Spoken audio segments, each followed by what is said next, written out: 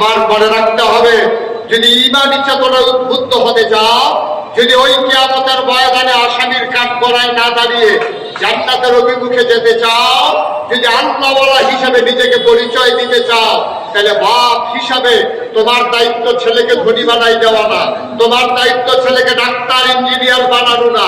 Doctor engineer বানানো দূষণ না, কিন্তু এটা দায়িত্বের আওতায় পড়ে না।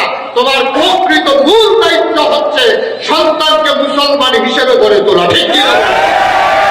তোমার সন্তানকে আল্লাহ চিনাই দেওয়া, তোমার সন্তানকে নবী চিনাই দেওয়া, তোমার সন্তানকে কোরআনের বাণী শিখাই দেওয়া, তাকে কলমা মুখস্থ করাই দেওয়া, এইগুলো ছিল তোমার মূল দায়িত্ব। কিয়ামতের ময়দানে একটা বাবাকেও আল্লাহ জিজ্ঞেস করবে না তোমার ছেলে ডাক্তার হলো না কেন, তোমার ছেলে ইঞ্জিনিয়ার হলো না কেন। কোনো বাবাকে আল্লাহ জিজ্ঞেস করবে না, বরঞ্চ আল্লাহ জিজ্ঞেস করবেন তোমার ছেলেকে তুমি ঈমান শিক্ষা দিলে না কেন। সে নামাজ পড়ে নাই, সে রোজা ভেঙেছে, সে হাফ প্যান্ট পরে পরে রাস্তাঘাটে হেঁটেছে, তোমার ছেলে। হ্যাঁ, আপনি খেয়াল করে দেখছেন, আরে বেটা যেই দত্ত ছুট্টু, এই 7-8 বছর বয়স, তার হাফ প্যান্ট পরা যেন তার হাফ প্যান্ট তাড়াতাড়ি ঘুরতে সুবিধা হয়, তাহলে গোসল টোসল করাইতে প্রস্রাব পায়খানায় সমস্যা, এই জন্য তার হাফ প্যান্ট পরা। আর আমি দেখি যে সব আমরা মনে করি বুদ্ধিমান হয়েছে, সব ফোকা একেবারে ভরে যাইতেছে বাংলাদেশ। দেখবেন যে সকালবেলা হাফ প্যান্ট পরে পড়া, রাতের বেলা হাফ প্যান্ট পরে পড়া, 32 বছর বয়স, 35 বছর বয়স, এই বেলায় হাঁটতে আছে। একবারও চিন্তা করে না এই তার হাফ প্যান্ট যে আস্তে আস্তে শুরু হয়েছে, কোন সময় তার হাফ প্যান্ট খুললা যায়, এই টেনশন তো, ঠিক কিনা? আজব কারবার। তুমি তাহলে শিখাইতে পারো না। তোমার বাচ্চাকে তুমি লেটেস্ট বানাইছো, আলট্রা মডার্ন বানাইছো, তুমি মুসলমান বানাও, ঠিক কিনা? এই জন্য আব্বা আম্মাকে কিয়ামতের ময়দানে জবাব দিতে হবে। এই যে আমাদের মুহতামিম হুজুর, প্রিন্সিপাল হুজুরের ছোট্ট মেয়েটা, 7 বছর বয়স। কয় বছর?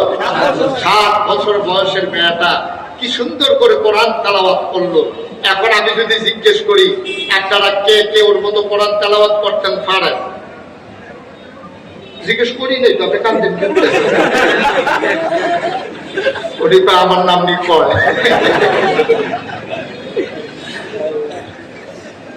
পারবো না, আমরা অনেকেই পারবো, ঠিক কিনা? কর, আমরা অনেক কিছু পারি, কিন্তু আমরা দিনটা বুঝি নাই, আমরা ইসলাম বুঝি নাই, কোরআন পারি নাই। এই জন্য রওজাতুল আতফাল, মাদ্রাসায় রওজাতুল আতফাল এই এলাকায় অবদান রেখে যাচ্ছে। আমরা অন্তত 5টা বছর হলেও এই বাচ্চাগুলোর এই মাদ্রাসায় দেওয়ার পরে তারপর আপনি ইঞ্জিনিয়ার বানান, ডাক্তার বানান, আপনি যা মন চায় তা বানান, আমার কোনো আপত্তি নাই। যদি মাদ্রাসায় পড়ে তারপরে ডাক্তার হয়, এই ডাক্তার নর্মাল ডেলিভারির জায়গায় সিজার করবেন। এই মাদ্রাসায় পড়ার পরে, দিন বুঝার পরে আমার ছেলে ইঞ্জিনিয়ার হয়, সে অন্তত ফাইনাল দিয়ে ঘুষ খাবে না, ঠিক আছে? এই আমার দেশের ছেলেগুলো দিন বুঝার পরে, হালাল হারাম চেনার পরে, তারপরে যদি কন্ট্রাক্টর হয়, তাইলে ওই রডের ভিতরে, এই ব্রিজের ভিতরে রডের বদলে অন্তত বাঁশ দেবে না, ঠিক আছে? আমার দেশের ছেলেরা ডাক্তার হয়, দিন বুঝে না, ইঞ্জিনিয়ার হয়, দিন বুঝে না, কন্ট্রাক্টর হয়েছে, দিন বুঝে না, দোকানদার হয়েছে, দিন বুঝে না। এই দিন না বুঝার কারণে ওই দোকানদারেরও সমস্যা, কাস্টমারেরও সমস্যা। দোকানদার চিকনদার কোটাবে লাখখানে করে বিক্রি করে, আর কাস্টমারে কয় ঠিক আছে বিক্রি করছো, যখন বাকি নিয়ে এমন ঘুরাবো, দুইটাতেই সমস্যা। এই যে বাকি নিয়ে যে টাকা দিয়ে দেওয়া লাগে না, এই যে আল্লাহর কাছে জবাব দেওয়া লাগে, এটা সে বুঝে নাই। আর দোকানদার বুঝে নাই, ওজনে কম দেওয়া যায় না, চিকন ডাল মোটা ডাল একসাথে মিলিয়ে বিক্রি করা যায় না। না বুঝার কারণ হলো ইমানদার না হওয়া, ঠিক কিনা? আপনি যদি বুঝতেন, আমি যেমন করে দোকানের কাস্টমারকে ফাঁকি দেই, কেউ দেখুক আর না দেখুক, একজন দেখেন তিনি কে। আমি আল্লাহরে দেখাইয়া এমন করে ফাঁকি দিতে পারি না। এই চিন্তা যদি আপনার থাকতো, কোন দোকানদার তার কাস্টমারকে ঠকাইতো না, ঠিক কিনা? আমি দোকান বাকি নিয়েছি, আমি বাকি খেয়েছি, বেতন পেলে টাকা পেয়ে দেব, এই যে ওয়াদা করলাম, কেউ শুনুক আর না শুনুক, কে শুনেন? শুনে ওয়াদা করেছেন। আপনার কলিজার ভিতরে যদি আল্লাহর ভয় থাকতো, তাইলে কোনদিনও আপনি মাস শেষে টাকা না দিয়া ঘুরাইতে পারতেন না, ঠিক কিনা? আজকে আমার সাথে সারাদিন ছিলেন আমার দরবারের বিশিষ্ট খাদেম। উনি আমাকে দুঃখ করে বললেন যে হুজুর, টাকা পাই, আমি ওর কাছে টাকা পাই, আমি যেমন করে খুঁজতেছি, আমি একটু বলছি যে ভাই তোমার কাছে যদি আমি 10 লাখ টাকা পাই, তুমি প্রয়োজনে 5 লাখ দাও, তারপরেও তুমি আমার টাকাটা দিয়ে দাও। হুজুর মনে হয় যেন আমি তার কাছে ভিক্ষা চাইতেছি, এমন অনুনয় বিনয় করে চাওয়ার পরেও টাকাটা আমি ফেরত পাচ্ছি না। আমি বললাম না পাওয়ার একটাই কারণ, তার কলিজার ভিতরে আল্লাহর ভয় নাই, ঢেলে দে লুটে পুটে খাই, ঠিক কিনা বলো? এই হচ্ছে আমাদের সমস্যা, আমাদের আল্লাহর ভয় নাই। আমরা মনে করি যে কোনো ভাবেই হোক আমার টাকা কামাই করা লাগবে, আমরা মনে করি যে কোনো মূল্যে হোক আমার পাওয়ার লাগবে। এত মজার জিনিস না পাওয়ার, আসলে সেই কথা শুনি, এত মজার সুযোগ না। দেখছেন না, আমার পাওয়ার লাগবে, পাওয়ার। যারা মিডিয়ার সামনে বলেছে ওরা আজকে কই রান্না করা গরম ভাতগুলো তাদের কপালে জুটে নাই, এই হচ্ছে বাস্তবতা। আমরা তো ইতিহাস থেকে শিক্ষা নেই না। আমাদের সমস্যা হচ্ছে এটা, আমরা দেখি যে এই গর্তের ভিতরে পইরা একজনের পাও ভাঙে গেছে, এই গর্তের ভিতরে ফলাফল লাফাইয়া লাফাইয়া এসে পড়তে আছে। আমাদের খাসিয়ত আমরা আজকে ধ্বংস হয়ে, আমি যখন জানলাম এখানে গর্ত আছে, পা দিলে পা ভেঙে যাবে, তাহলে আমি অ্যাভয়েড করবো, আমি পরহেজ করবো, আমি গর্তের কাছে দিয়েও যাবো না।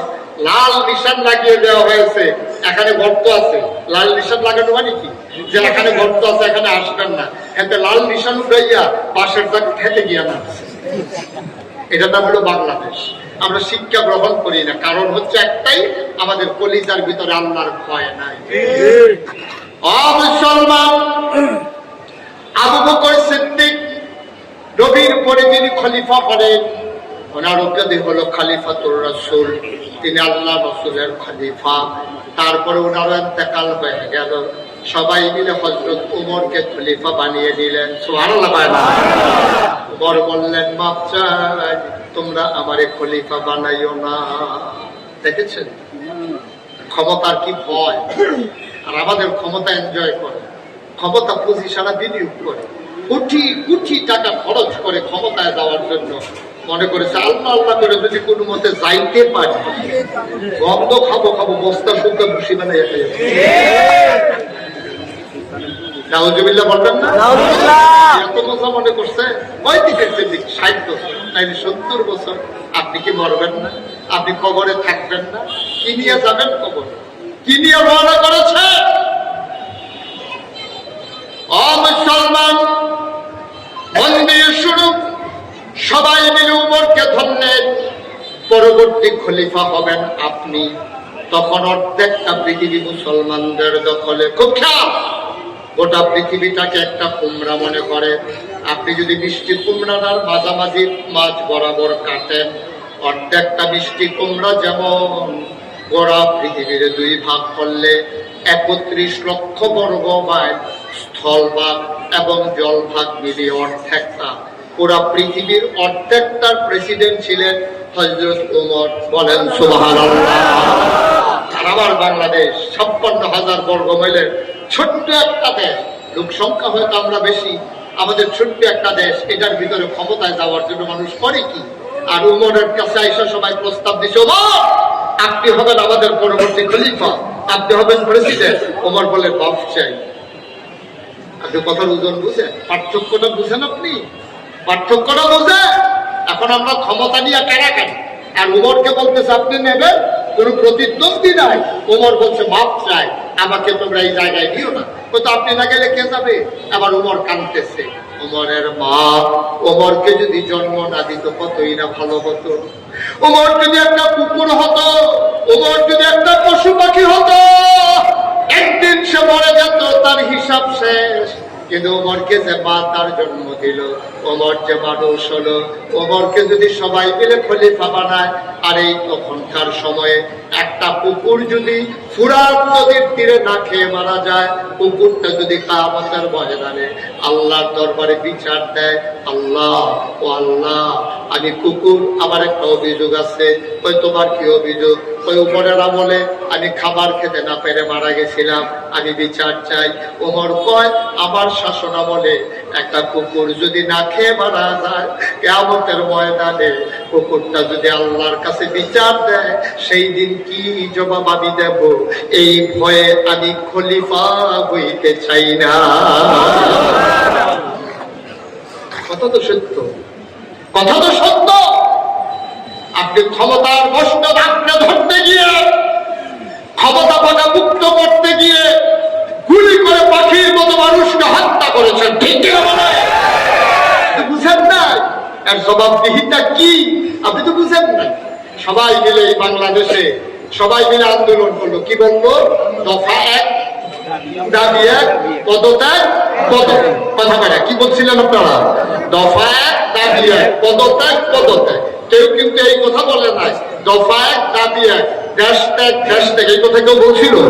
সবাই বলছে পদত্যাগ। আল্লাহ পারে না, তোমাদের হিসাব আর আমার হিসাব তো এক না। আমার হিসাব হচ্ছে দফা 1 দাবি 1 দেশ ত্যাগ দেশ ত্যাগ, ঠিক কিনা? আপনি শিক্ষা নেবেন না? আপনি অতীত থেকে শিক্ষা নেবেন না? যত পাকাপুক্ত করেন আপনি। আল্লামা সাইদি রহমাতুল্লাহ আলাইহি বলছিলেন, যারা ক্ষমতার মসনদে আরোহণ করে, ক্ষমতা যেন সারা না লাগে, তারা সবগুলো ছিদ্র বন্ধ করে। শুধু একটা ছিদ্র বন্ধ করতে মনে থাকে না, সেই দিক দিয়ে তার পতন হবে। এইটা শুধু বাকি থাকে। নৌকার সব ছিদ্র বন্ধ, কিন্তু যে দিক দিয়ে পানি উঠবে ওই ছিদ্রটাই বন্ধ করতে মনে নাই, সমস্যা হয়েছে উঠে। ঠিক কিনা কর কথা বলা, ঠিক কিনা? মুসলমান গভীর মনোযোগ মন দিয়ে শুনো। মুশতাক ফৈজি তোমাদের কাছে প্রতিদিন আসে না, ইচ্ছে করলে আবার আসা সম্ভব হবে না। প্রতিদিন কথা শুনতে পারবা না। আগামীকাল অফিস আছে, আমার মনে আছে আমি ছেড়ে দেব কম সময়ের ভেতরে। সবাই মিলে উমরকে খলিফা বানালেন, কথা মনে আছে নাকি? উমরকে হইতে চাইছিলেন? কথা বলে হইতে চাইছিলেন নাকি বানানো কল্পনা সত্য ঘটনা? উমর চায় না, কিন্তু সবাই মিল্লা তারে খলিফা বানাইছে। খলিফা বানানোর পরে উমর ঘোষণা দিলেন, শুনো, আমার দেশের ভেতরে আজকে থেকে অন্যায় অবিচার চিরতরে বন্ধ করা হবে। কেউ টিটকারি বাসনা বসকারা করবা বন্ধ, হারাম কাজের সাথে জড়িত হওয়া বন্ধ। যদি তোমরা কেউ কোরআনের বিধানের বাইরে চলে যেতে চাও, তাহলে আমার উমরের হাতের চাবুক কাউকে রেহাই করবে না। এমন ঘোষণা দিলে মদিনার মানুষ কেঁপে কেঁপে ভয়ে সন্ত্রস্ত হয়ে গেল। উমর শাসন শুরু করে দিলে। এখন মানুষ দরজা খুলে ঘুমায়, চুরি নেই, ডাকাতি নাই। সুবহানাল্লাহ বলবেন? সুন্দরী সুরুষী কুমারী যুবতী কন্যারা নাকের ভিতরে ফুল, কানের ভিতরে দোল, গলার ভিতরে মালা, হাতের ভিতরে মালা, স্বর্ণালঙ্কার পরে মরুপ্রান্তর দিয়ে দুদু মরুভূমির মাঝে পরন্ত বিকেলে সূর্য ডুবু ডুবু প্রায়, এমন সময় মেয়েরা হেঁটে যায়, চোখ তুলে তাকানোর কারো সাহস নাই। সুবহানাল্লাহ বলবেন? এই যে ভাই,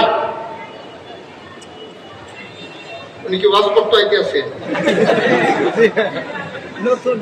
ওই কলকাতাতে ওনার সাথে কথা হয়েছে যে অর্ধেক আপনি শুনবেন, অর্ধেক আমি শুনবো। ওনারে জায়গা দিচ্ছে। একটা লোক উঠেন না, একটু মনোযোগের সাথে আমাকে একটু সুযোগ আমিন কর, জোরে কর। এখন নারীরা হেঁটে যায়, কেউ টিটকারি মারে না, মস্কারা করে না, কানের দুলে ধরে কেউ টান মারে না, চিন্তাই হয় না, রাহাজানি হয় না। রাত বিরাতে মানুষ দরজা খুলে ঘুমায়, চুরি ডাকাতির কেউ চিন্তাও করে না। জাকাত দেওয়ার লোক নাই, জাকাত দেওয়ার লোক নাই। এক লোক জাকাতের টাকা নিয়ে ঘুরতেছে, ঘুরে ঘুরে ঘুরে যারে পায় তারে পায়, ভাই জাকাতের কয়টা টাকা ছিল, এদিকে সরেন এখান থেকে, আমি তো জাকাত দেওয়ার জন্য লোক খুঁজতে আসি, পাই না। আপনি কি এর জাকাত? ভাই জাকাত দেওয়ার।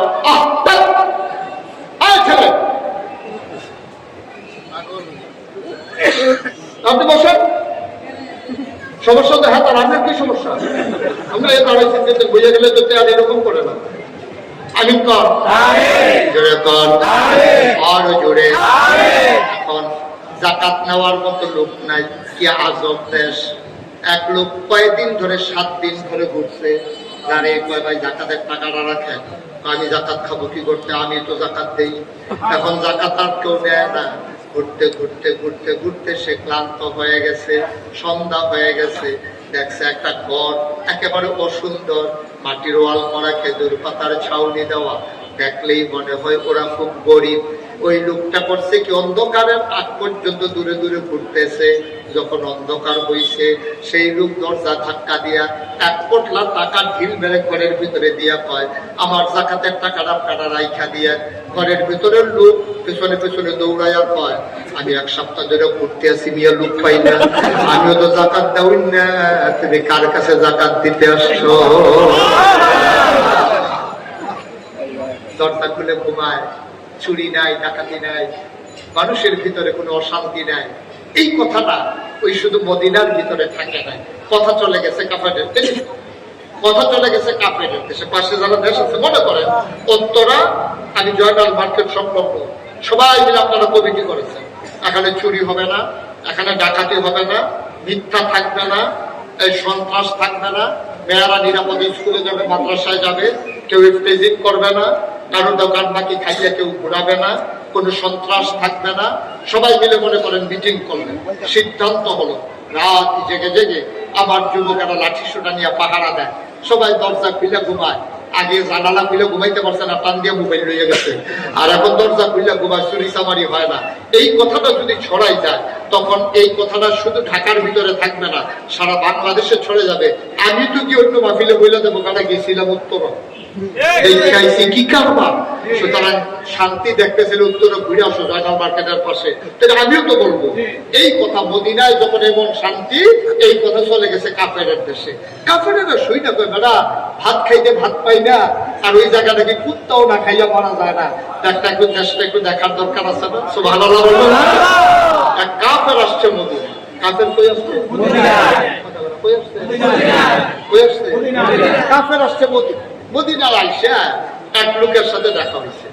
এক লোকের জিজ্ঞেস করতেছে, ভাই আপনাদের দেশের যে প্রেসিডেন্ট, উনি কই? কে? প্রেসিডেন্ট? আমাদের এইসব নাই। তাহলে প্রধানমন্ত্রী? এইসব নাই। রাজা? রাজা তো আগেই নাই। বাদশাহ? এইসব রাজাও নাই, বাদশাও নাই, প্রেসিডেন্টও নাই, প্রধান